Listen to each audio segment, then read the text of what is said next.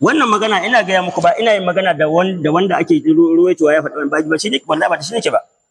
ba kuma shi nake so mu kalla ba wannan can a tafi to annabi ya wuce a taba shi ba a taba annabi ba a taba sahabbansa saboda shi annabi sallallahu alaihi wasallam ta kalma sama ba a tabawa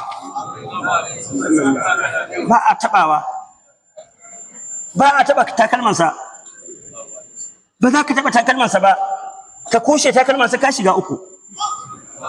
ba za ka kushe takalman annabi ba ka shiga uku idan ka kushe masa takalmansa ba za ka kushe butar da yake alwala da ita ba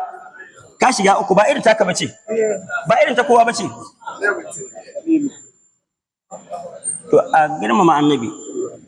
wannan magana ina gaya muku ba ina yin magana da wanda ake ruwaitowa ya faɗi ba shi ne wallahi ba shi nake ba kuma shi nake so mu kalla ba